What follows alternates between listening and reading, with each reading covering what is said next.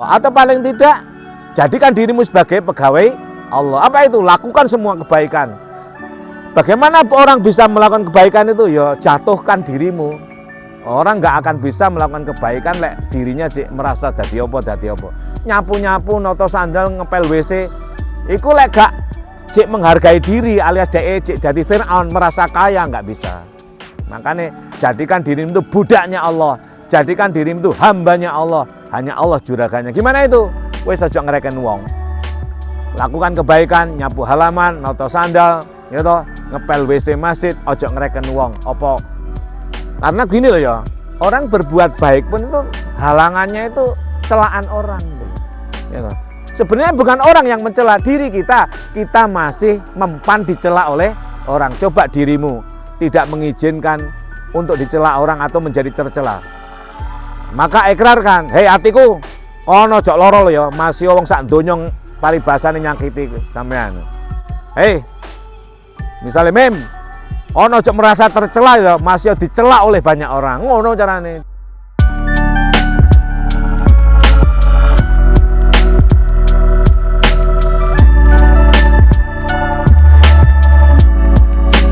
Assalamualaikum warahmatullahi wabarakatuh.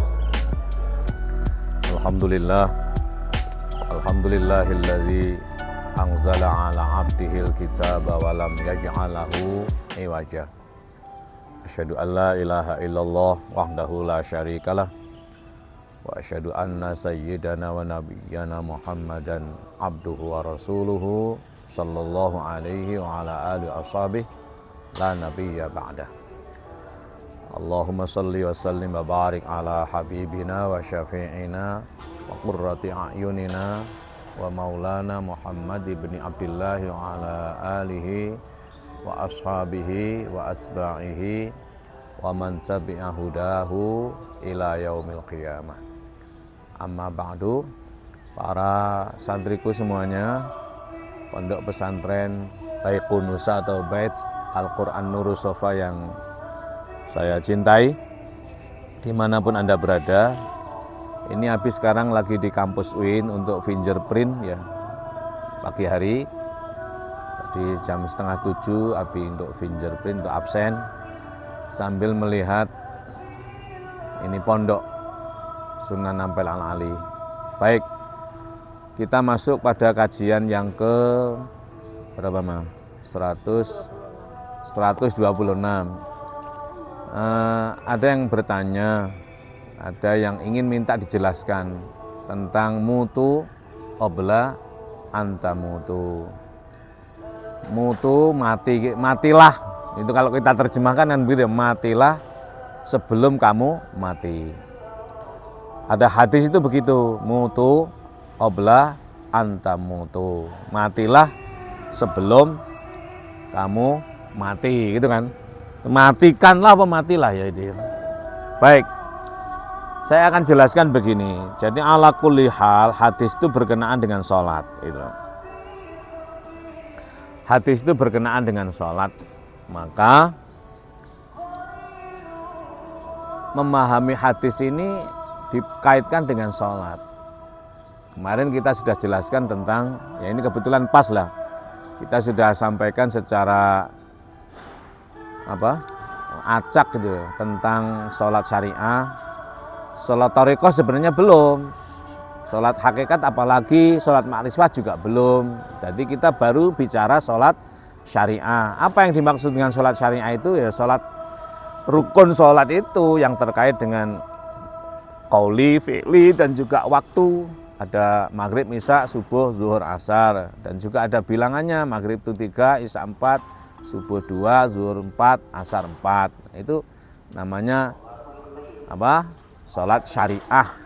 Salat syariah salat yang ketok itu, salat zahir. Salat thariqah belum. Salat thariqah belum, salat hakikat apalagi, salat ma'rifat juga belum. Tapi kita lompat pada ini, mati aja. Mati mutu qabla anta mutu. Coba kita cek dalam surat Ali Imran ya kalau nggak salah ya. Surat Ali Imran itu ayatnya 185. Itu begini, a'udzubillahi minasyaitonirrajim. kullu nafsin dha'iqatul maut wa innama tuwaffawna ujurakum yaumal qiyamah wa man zuhziha 'anil nar wa udkhilal jannah faqad faz wa mal hayatud dunya illa mata'ul ghurur. Ini ada kaitannya dengan itu. Jadi hadis mutu qabla anta mutu ini ada kaitannya dengan firman Allah Subhanahu wa taala dalam surat Ali Imran surat ketiga ayat 185. Betul Ma ya? Betul Ma? Coba dicek.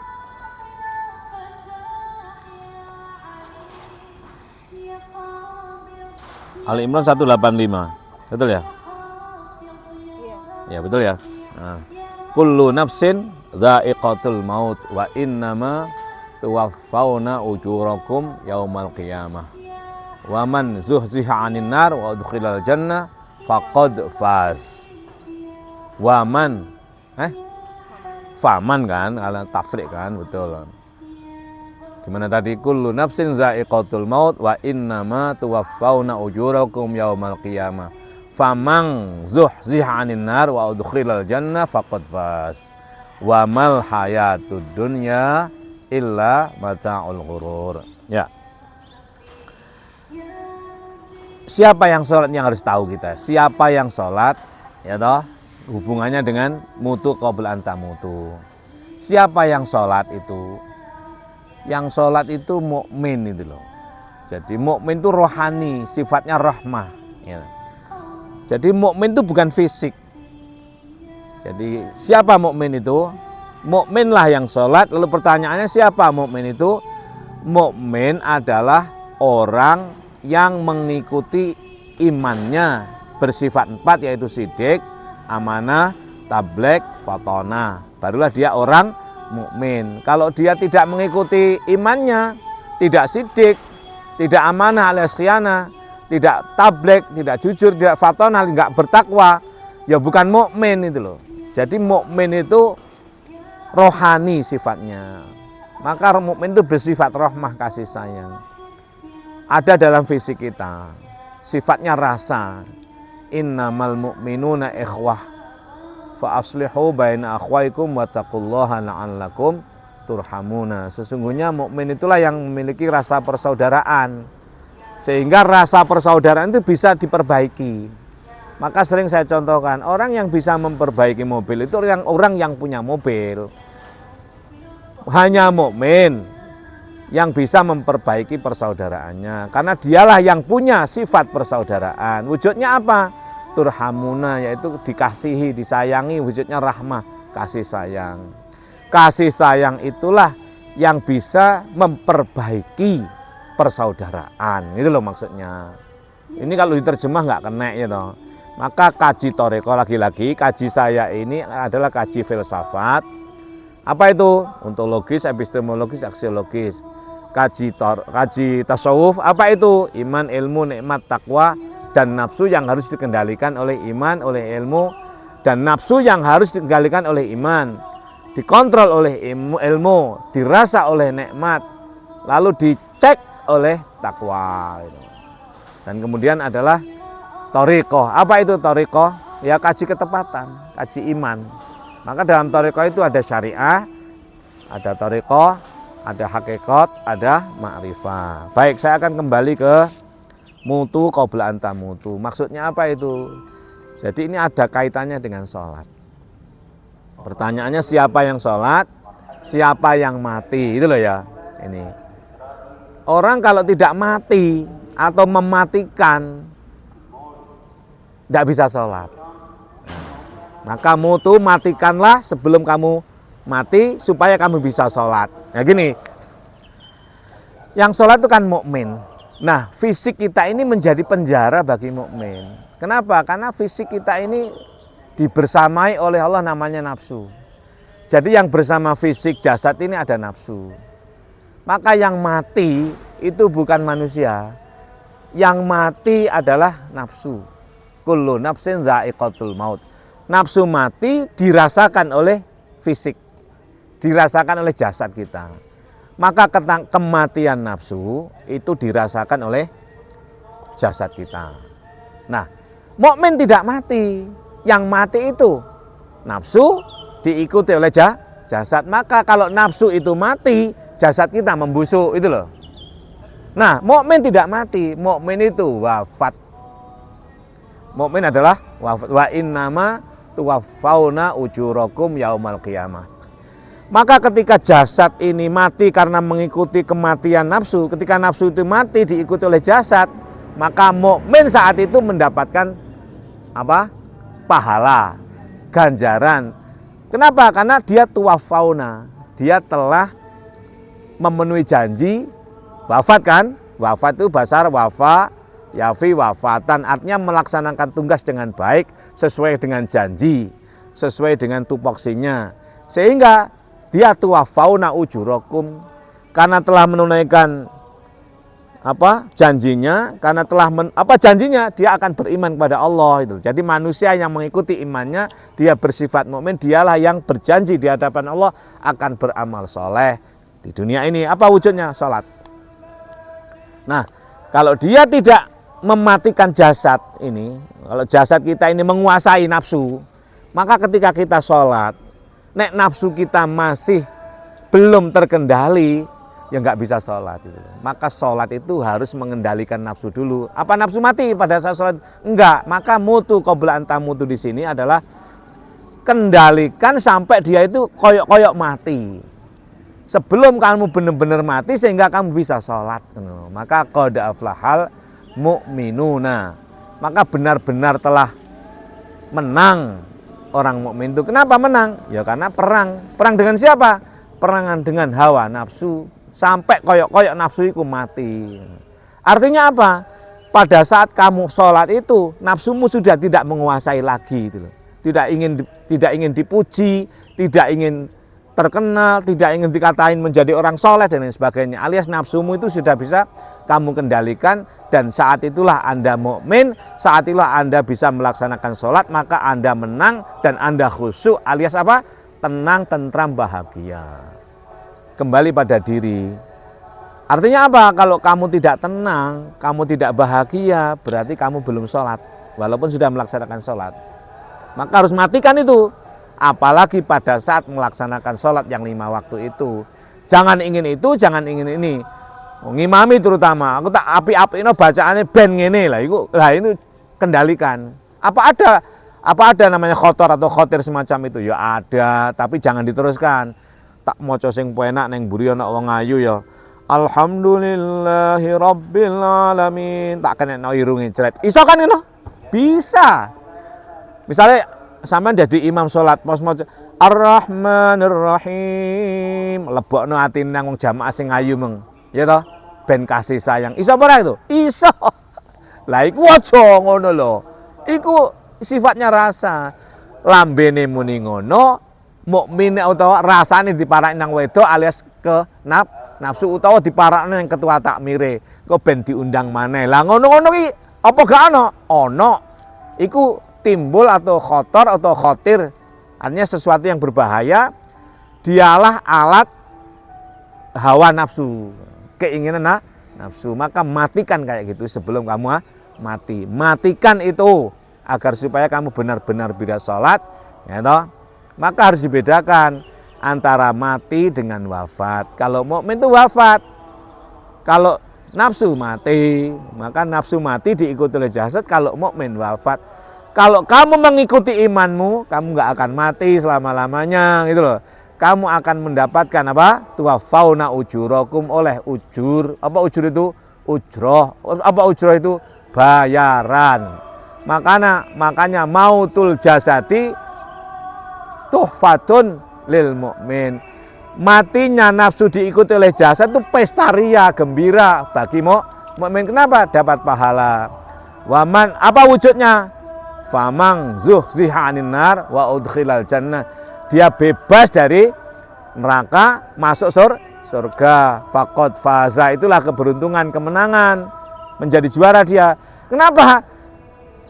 Neraka kan 7 ditutup kan, 7 pintu neraka. Maghrib 3 rakaat, isya 4 rakaat, hawiyah sakor ladho pada maghrib ditutup.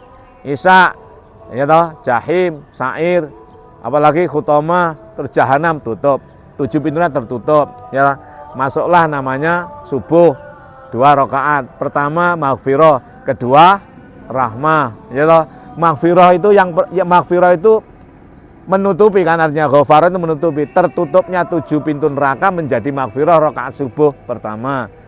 Datanglah rakaat kedua namanya rahmah, terbukanya 8 pintu surga, yaitu zuhur 4, asar 4. Maka rakaat pertama zuhur itu adalah Darussalam. Rakaat kedua Darul Muqamah. Rakaat ketiga apa? Darul Qaror. Rakaat keempat Al-Ma'wa atau Jannatul Ma'wa, tidak dar lagi. Nah, rakaat pertama asar Naim. Rakaat kedua Firdaus. Rakaat ketiga Maqamun Amin. Rakaat keempat Khulud. Nah, ini udah dapat 8 pintu surga. Itulah namanya famang zuhziha 'anil nar, bebas dari neraka, wa udkhilal jannah faqad faza. Ingat, kamu jangan terjebak pada kehidupan dunia. Wa mal hayatud dunya illa mataul ghurur. Dunia itu semuanya dulinan niku. Dulinan yang penuh penipuan. Ojo serius-serius sing jenenge mobil, sing jenenge rumah, sing jenenge bojo, sing jenenge harta benda, itu dulinan yang menipu. Lah, kok bisa begitu? Ya makanya jangan kau buat penipuan. Bagaimana? Ya gainen supaya tidak menjadi penipuan. Bojo digawe mengendalikan apa? Melampiaskan nafsu kita supaya halal dapat pahala ya toh. Harta untuk berjuang, jabatan untuk menolong orang. Apalagi ya gitu pokoknya. Yang dunia-dunia itu supaya tidak menipu, jadikan yang bukan penipu. Apa itu? Yang sidik gitu loh. Apa sidiknya harta benda itu? Ya untuk ini berjuang. Apa sidiknya jabatan tuh? Untuk menolong orang. Apa sidiknya istri itu? Ya untuk supaya kamu nggak berzina itu loh. Ya, apa sidiknya apalagi misalnya mobil itu? Ya supaya kamu nggak merasa rendah di hadapan orang. Karena orang itu kan materialisme. Manusia itu semua materialisme. Nggak mobil lelek nggak diregani atau nggak dihormati. Tapi jangan kamu bangga. Bangga dalam arti itu dulinan wae supaya bahasa mama itu ngingoni wong sing rewel-rewel lho, cek enggak rewel. Wong kiai mau balik mobilnya kok ceto lelek lah ngono. Makane kiai sing sugih ya toh. Ya apa carane? Ya njaluk nang Gusti Allah. Wong lek pancen sampean niku kiai ulama dikeki nang Gusti Allah. Pirae dikeki. Wong ulama itu petugasnya Gusti Allah, pegawainya Gusti Allah. Atau paling tidak jadikan dirimu sebagai pegawai Allah. Apa itu? Lakukan semua kebaikan. Bagaimana orang bisa melakukan kebaikan itu? Ya jatuhkan dirimu. Orang nggak akan bisa melakukan kebaikan lek dirinya merasa dadi apa. Nyapu-nyapu, noto sandal, ngepel WC. Iku lek gak menghargai diri alias dek dadi Fir'aun merasa kaya, nggak bisa. Makanya jadikan dirimu itu budaknya Allah. Jadikan dirimu itu hambanya Allah. Hanya Allah juraganya. Gimana itu? Wes aja ngereken wong. Lakukan kebaikan, nyapu halaman, noto sandal, ya toh, ngepel WC masjid, ojo ngereken wong. Apa? Karena gini loh ya, orang berbuat baik pun itu halangannya itu celaan orang gitu loh. Ya toh. Sebenarnya bukan orang yang mencela, diri kita. Kita masih mempan dicela oleh orang. Coba dirimu tidak mengizinkan untuk dicela orang atau menjadi tercela. Maka ikrarkan, hei hatiku, ono jok loro ya, masih wong sak donya paribasane nyakiti sampean. Hei, misalnya mem, ono jok merasa tercela ya, masih dicela oleh banyak orang. Ngono carane. Jadi sebenarnya bukan orang, kembali pada diri. Maka kaji toreka itu kaji subjektivitas, bukan realitas ya.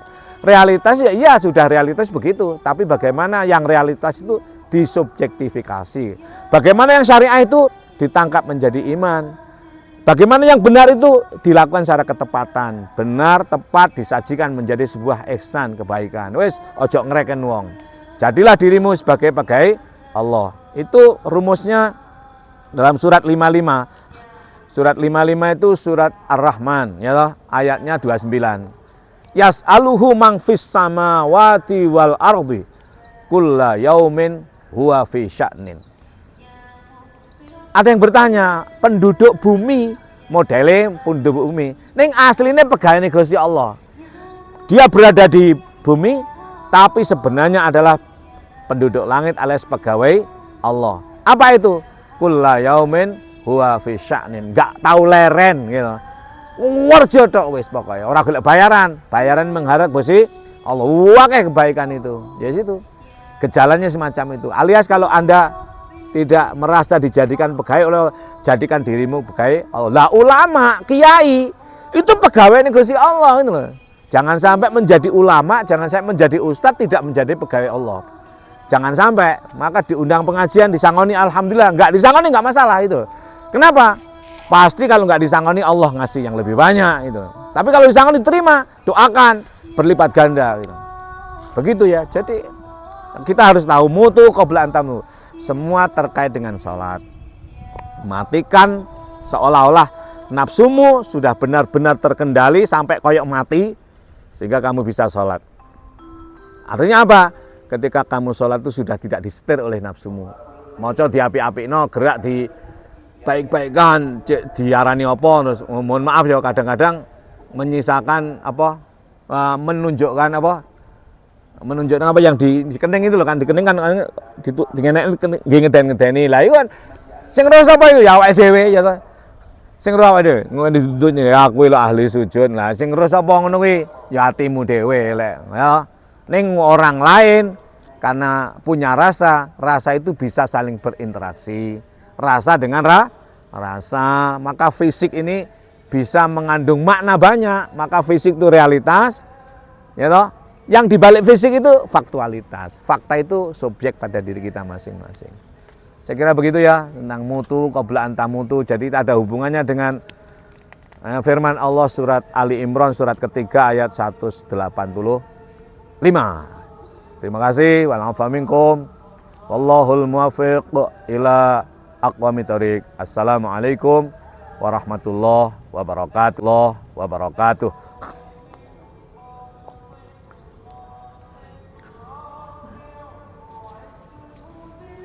Minum air putih enggak?